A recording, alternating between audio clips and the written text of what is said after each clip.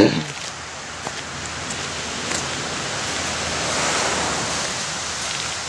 everybody, welcome back.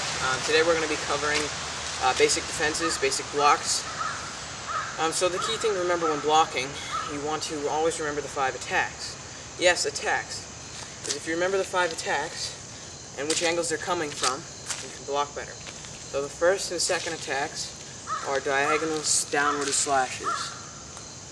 The third and fourth attacks are horizontal slashes to torso.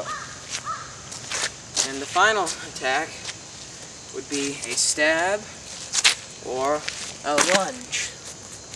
Another thing to remember is you're getting a downward diagonal slash. You want to remember to plant your feet firmly, and you can, most of the time, if you judge it properly, you will be able to initiate a sword lock, which is you bring their sword up to meet theirs, and at that point you can body check them, grab their arm, and slash them. Anything you can do to get the gain. When being hit at the sides, either this side or this side, a lot of times you're going to see it coming. You're going to want to push your blade out to parry it. So once it's parried, parry, and then a quick flick. So parry it and then just flick your blade in. And on this side it would be parry and flick.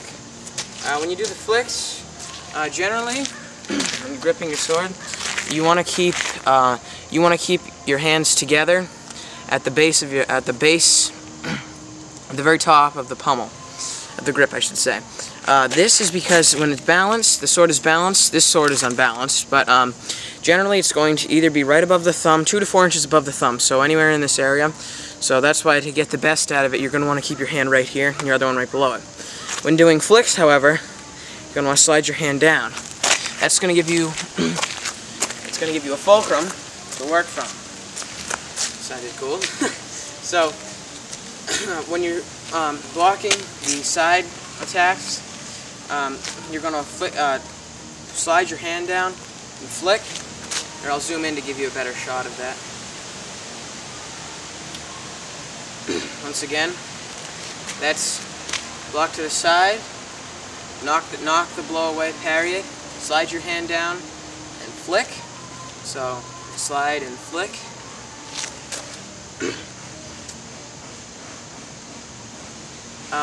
The easiest way to get out of a lunge or a stabs are much more difficult because they're very quick.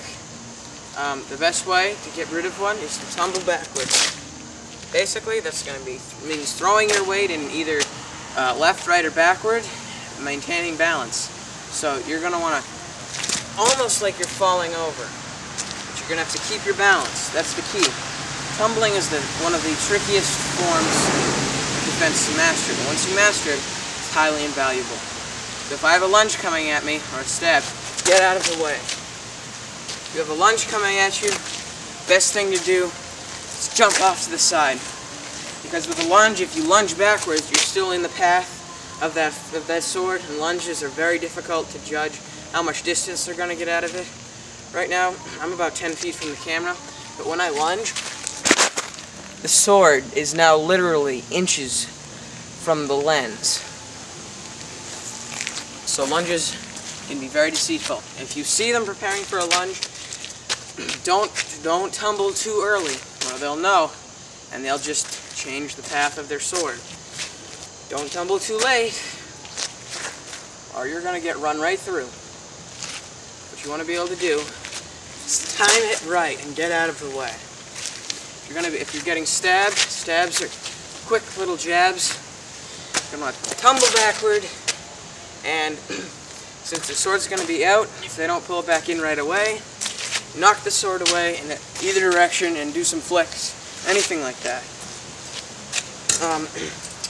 Defense for an overhand chop, I showed you in the first video, and a lot of people, when they do the downward slashes, end up starting from the top, so it doesn't really matter anyway. What you're going to want to do, grab your sword, if you're wearing a gauntlet, the end of the sword, not the middle, not 3/4, the end of it, as close as to the end as you can and still feel comfortable.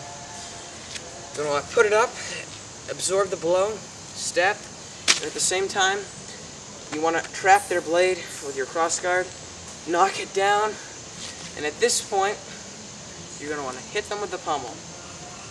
So we're still working on a rule for that, whether it be a tap or even just a couple inches from their face. You have to be very careful with it. A couple inches from their face, they're going to have to stumble back anyway. So that once again, you see it coming and you judge it properly. You plant your feet firmly, absorb the blow, knock it away, and hit them in the face or throat. You can get to the throat, that's going to be invaluable. Throat, nose, eyes, mouth, anywhere that's going to cause massive amounts of pain. Preferably either throat or eyes. Throat is going to strain their breathing. Breathing is key in a fight. Or eyes, because chances are if you hit an eye at that speed, if it's not going to be instantly, if the eye is not going to be instantly incapacitated, they're going to have lots of trouble with it, and they're probably going to die. So, just for a quick review, any horizontal, diagonal slashes, best way to stop those, getting a sword lock, body check, finish with a quick flick or a stab. The lower blows to the side. The way you want to get rid of those is you want to pivot your body and knock it away, turn back and flick or slash, stab, whatever. Overhand chops.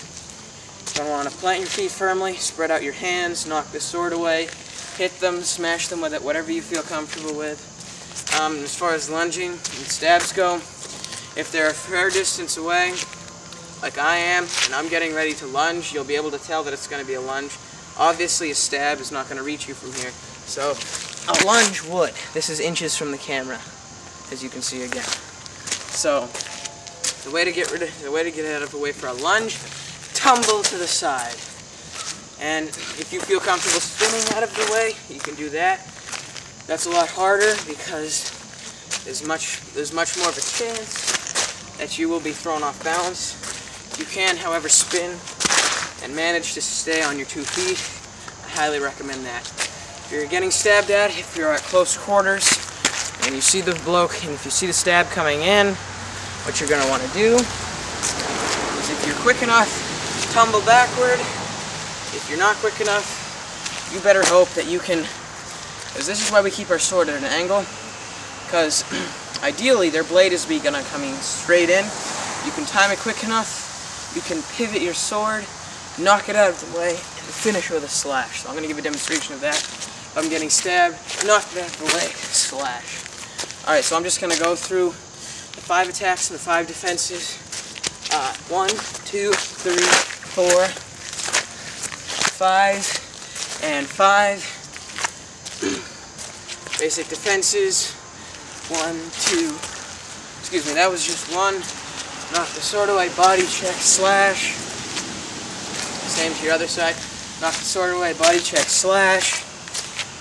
If it's coming in at an angle, get in a sword lock, push them away, and slash, stab. It's an overhand chop.